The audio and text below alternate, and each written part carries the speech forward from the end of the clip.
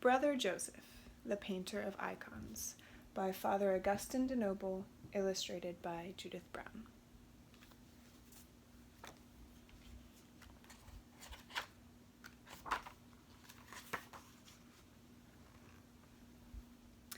The water, rushing and splashing downward, turned and moved swiftly through the city. It was a river that seemed to be always angry and churning about, and it was noisy as it flowed among the big rocks. But when the rocks suddenly disappeared or were smaller, then the water skipped and jumped more quietly.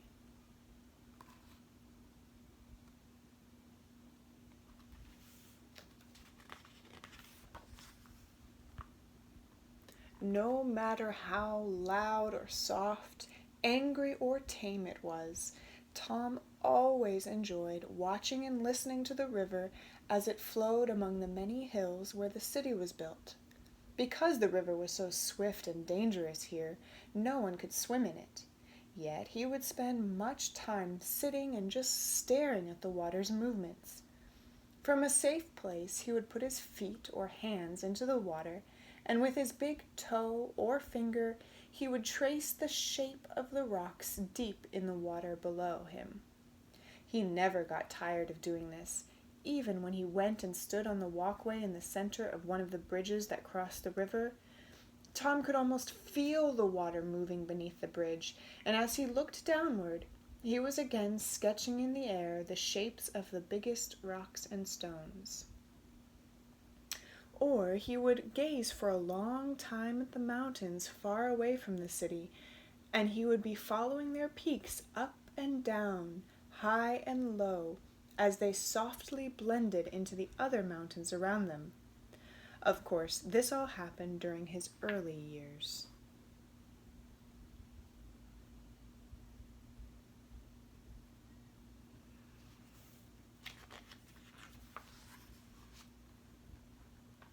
When he was about 8 years old, Tom's family moved to the east side of the city, where the valley began to appear.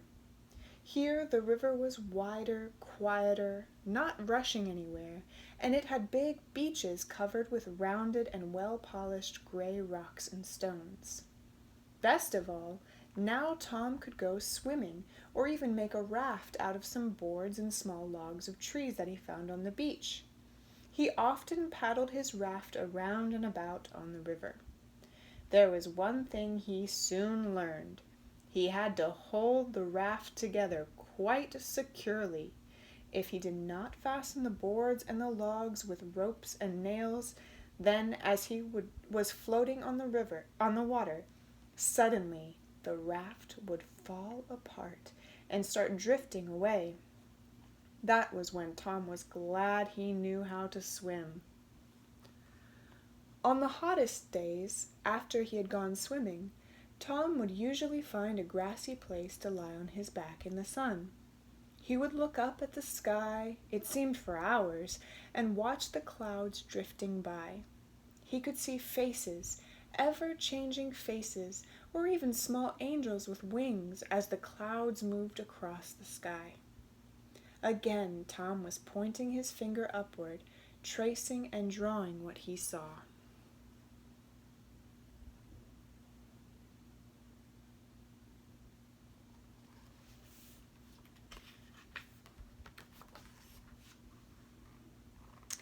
It was about this time that Tom began to be bored with school, and when he got home each day, he would take paper and a pencil and begin to sketch just to pass the time away. But that soon turned into more serious efforts to copy pictures he found in art books. When his teacher, Sister Aquinas, saw some of his work, she strongly encouraged Tom to keep on drawing. She lent him books of religious art, and each day Tom was glad when he could go home to draw as he wished.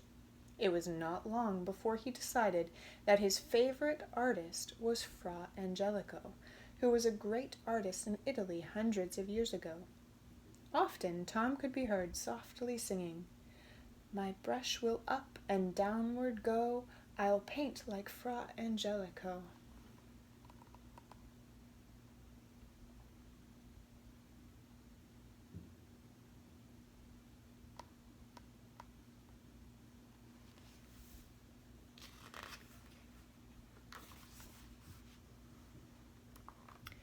Tom spent his high school years in a seminary, a special school for those who wished to study to be a priest.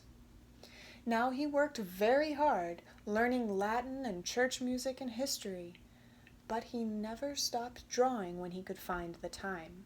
He even tried painting icons. Icons are special among religious paintings, and artists like to copy and recopy the very famous old ones. Many icons even have real gold leaf covering the background around the drawing of the holy person. It was during these years that Tom began to know that he wanted to be a monk. Monks are men who live together as a large family.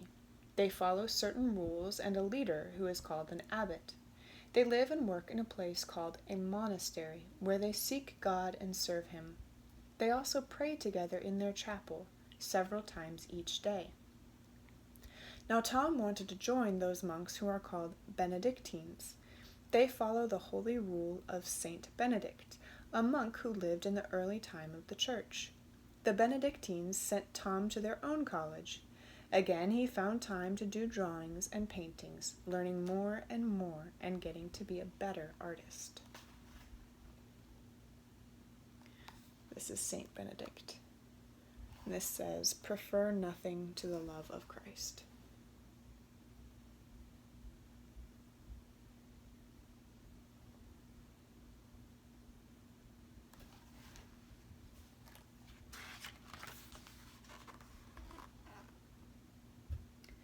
At last, the day came when Tom went to live in the monastery and joined its family of monks.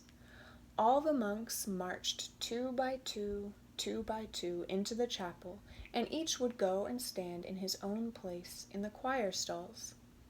Tom had a splendid voice, and he did like to sing the praises of God. He would stand in his own place, lift up his chin a bit, take a big breath, and sing with the choir, "O God, come to my assistance. O Lord, make haste to help me." Then Tom and all the monks would quickly bend down forward to make a deep bow to show much honor to God. At other times they would sing his favorite psalm about the Good Shepherd watching over his sheep, like God watching over his people. Tom would remember the time he was floating on his raft on the river, and suddenly it had fallen apart. The Good Shepherd had watched over him and helped him swim to shore.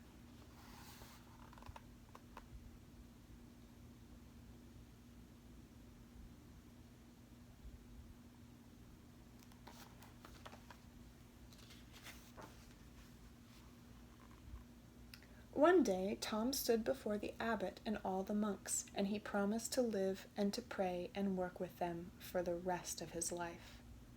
Next, the abbot carefully took a big black robe with wide long sleeves and put it on Tom. The abbot spoke most solemnly and said that Tom must wear this special choir robe with great dignity and purpose, and from that day he would be called Brother Joseph. And so it was, on very special days and feasts, that Brother Joseph would put on his big black robe with wide long sleeves and march with the other monks, two by two, into the chapel.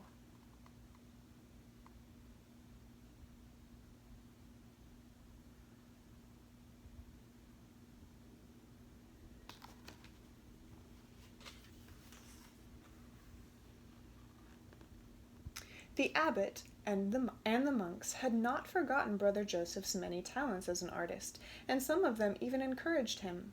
The abbot placed him in charge of the print shop, where all the printing, not only for the monastery, but also for its school, was done. The work included the printing of many different cards, writing paper, and posters, as well as catalogs and newsletters and pages of music for the books in the chapel. Brother Joseph was not only busy with printing, he was also drawing pictures of saints, which would be printed on small cards. He drew pictures of Jesus or the Virgin Mary or Joseph or other holy people, but they were short and stout, with short legs and arms. He did not realize it, but he drew the people to look much like himself.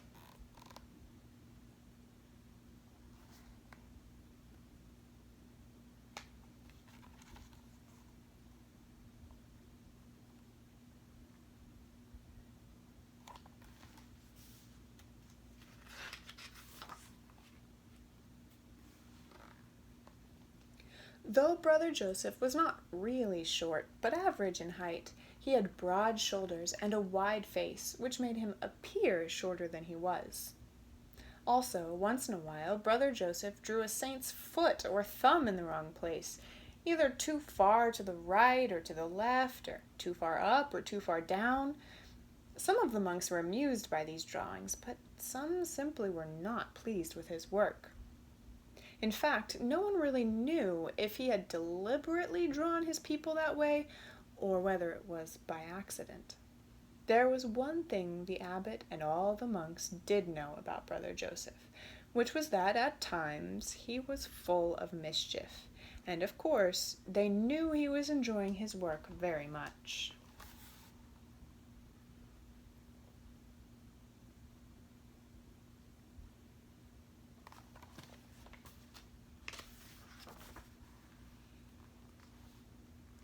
After a few years, Father Nicholas came to the print shop where Brother Joseph was working near the printing presses. It was strange that Father Nicholas was carrying such a large book. He placed it on Brother Joseph's desk while he was talking to him about printing some calligraphy, which is an elegant kind of handwriting. The monks were getting ready to celebrate the 100th birthday of their abbey, so everything had to be printed with gold-colored ink. Father Nicholas also was an artist and an old friend who knew how good an artist Brother Joseph really was and could be. When he left, Father Nicholas seemed to forget to take his book with him. There was that book lying on Brother Joseph's desk. His curiosity grew and grew as he wondered what kind of book Father Nicholas was reading. Brother Joseph reached out and opened it. It was full of pages and pages of icons.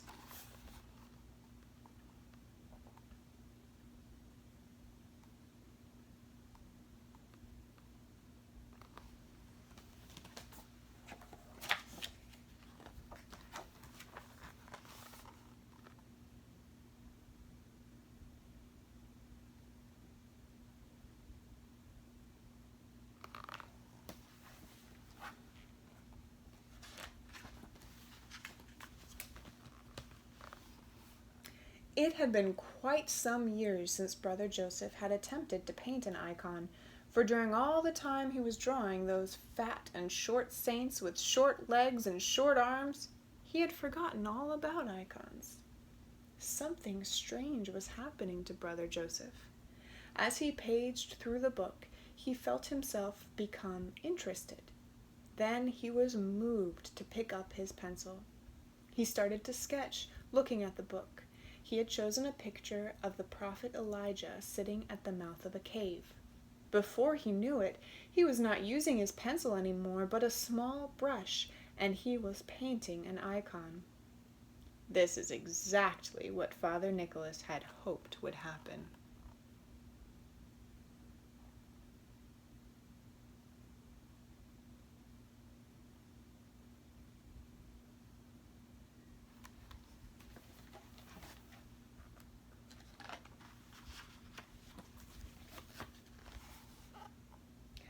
Brother Joseph was so busy and absorbed in his work that he didn't even hear the bell ringing and calling the monks to come to the chapel to sing their midday prayers. Ding dong, oh hear my call, quickly come now one and all. Ding dong, hurry along, give your praise to God in song. Later, Brother Joseph would have to kneel before the abbot and confess his faults, for being so forgetful, for not hearing the bell, and for not going to prayer with the monks. But now he was working and praying and painting an icon of a holy prophet. Several hours later, most of the icon was finished, but 2 or 3 more days would be needed to improve his work by painting little details like making highlights, moving a hand, a finger, or maybe a foot or a toe to make it look better. It could be that he had drawn too much hair on the head, or possibly the beard needed to be more full. Then it would be time to get some gold leaf and glue it on the halo and around the edges of the picture.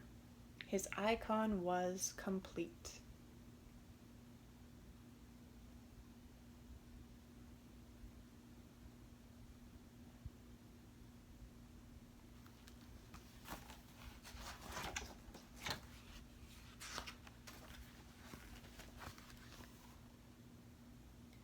You can be sure that from that time on, Brother Joseph was almost always praying and planning his next icon.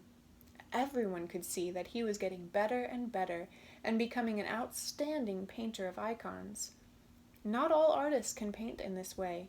It seems to be a special gift given to only a few.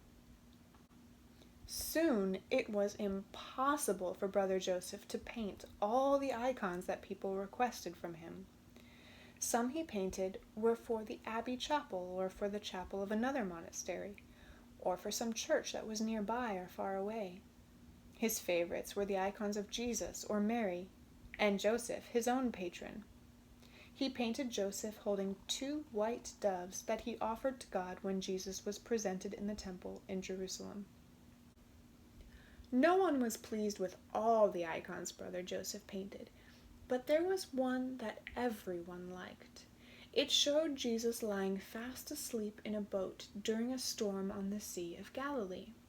Black clouds swirl behind and about Jesus and the apostles, and the raging waves have lifted and twisted the small boat upwards. The young apostle John is crouched down in the boat, staring at the waves which are about to cause the boat to sink. His face shows that he is terribly afraid. The apostle Peter has his cloak flying high behind him, and the wind also pulls on his clothes as he stands there scared to death and crying out to Jesus, "Lord, save us, for we are about to perish."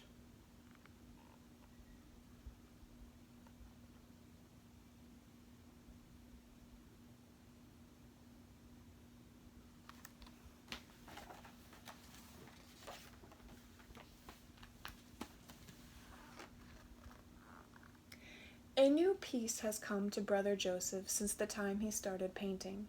He knows that he is busy about the right things, happy that as an artist he is able to give so much joy and peace to others with his icons. He spends many hours either planning or working on the next icon from the long list of those who have asked for one. Sometimes he uses the oldest way to paint icons, mixing hot beeswax with his paints as he applies them. The colors are so bright that he needs less gold leaf, or none at all. There are still times that Brother Joseph doesn't hear the Abbey Tower bell calling him to the chapel for prayers. But now everyone knows why he isn't there. When he does take his place with the other monks, he stands in his choir stall in his big black robe with the wide, long sleeves. Brother Joseph sings more strongly than before, and his frequent deep bows seem to go even lower as he prays with great happiness. And sometimes Brother Joseph can be seen with a little smile on his face, softly singing, "My brush will up and downward go, I'll paint like Fra Angelico."